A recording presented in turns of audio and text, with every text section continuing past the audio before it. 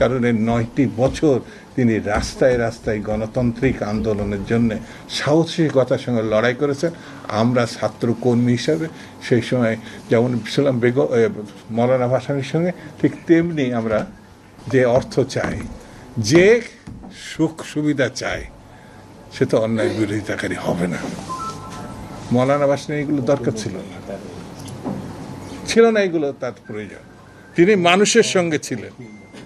আমি সর্বশেষ কথাটা বলে, আমি মৌলানা ভাসানীর শ্রদ্ধা জানিয়ে তার ভালোবাসার কথা বলে, আমরা তো এই যে ধানের শীষের কথা আজকে বলছেন না, সব থেকে জনপ্রিয় মার্কা কি? ধানের শীষ। তো এখন একটা ধানের শীষে মার্কা নিয়ে ইলেকশনে দাঁড়ানোর জন্য কিছু কিছু মানুষ এখন উন্মাদ হয়ে গেছে, কারণ তারা জানে যে ধানের শীষ নিতে বললে জিতে যাবে। এটা কার মার্কা?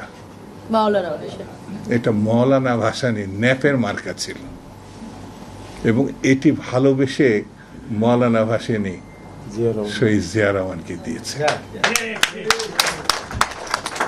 আমি নিজে ব্যক্তিগতভাবে 73-তে, নানু ভাই এখানে আমাদেরও সিনিয়র, তার তো 70-তে সেই ইলেকশনটা হয় নাই। সেই ইলেকশনে মার্কা ছিল ন্যাপের ধানের শীষ। আমি নিজে ইলেকশন করেছি ধানের শীষ ন্যাপ বিএনপির আগে 73-তে। 73-তে যে ইলেকশন হয়েছিল সেখানে ভাসানী ন্যাপের মার্কা কি ছিল? আমরা দেওয়ালে দেওয়ালে চিকা লিখছিলাম, দেশে আসবে শুভ দিন, ধানের শীষে ভোট দিন। তারপরে তো বিএনপির মার্কা, উপযুক্ত মার্কা উপযুক্ত জায়গায় গিয়েছিল। আজকে যেটা আছে, যদি দেশে কোনো কিছু ভালো প্রত্যাশা কেউ করে বা ভাবে বা চিন্তা করে, সেটা বিএনপি নিয়ে ভাবে, বেগম জিয়া নিয়ে ভাবে, তারেক রহমান সাহেবকে নিয়ে ভাবে। এটাই হলো বাস্তবতা। এই বাস্তবতার বাইরে গেলে, যেমন কালকে সারা রাত দেশের মানুষ জেগেছিল, গতকাল সারা রাত আমি যতটুকু জানি দেশের মানুষ জেগেছিল, যে তাদের মা, তাদের নেত্রী, যে মানুষটার জন্য গণতন্ত্র ফিরে এসছে, সেই বেগম জিয়া তো সংকট আছে, জীবন মৃত্যুর সন্ধিক্ষণে আছে। সবাই কেউ কেউ নামাজ পড়ে সারা রাত যায় নামাজে ছিল। আমি যতটুকু জানি, কেন মৌলানা ভাসানীর প্রতি যে শ্রদ্ধা বেগম খালেদা জিয়া দেখিয়েছেন, সেই কারণে 9টি বছর তিনি রাস্তায় রাস্তায় গণতান্ত্রিক আন্দোলনের জন্য সাহসিকতার সঙ্গে লড়াই করেছেন। আমরা ছাত্র কর্মী হিসাবে সেই সময় যেমন ছিলাম মৌলানা ভাসানীর সঙ্গে, ঠিক তেমনি আমরা বেগম জিয়ার সঙ্গে ছিলাম। সেই কারণেই আজকে গণতন্ত্র কিন্তু ফিরে আসার সম্ভাবনা দেখা দিয়েছে।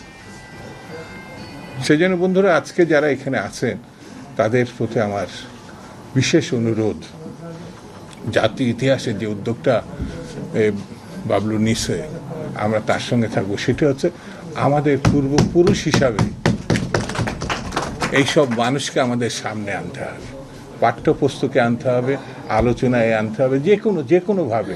এতে জাতি সমৃদ্ধ হবে, এটি আমাদের ভালো হবে জাতির জন্য, জাতীয় রাজনীতির জন্য।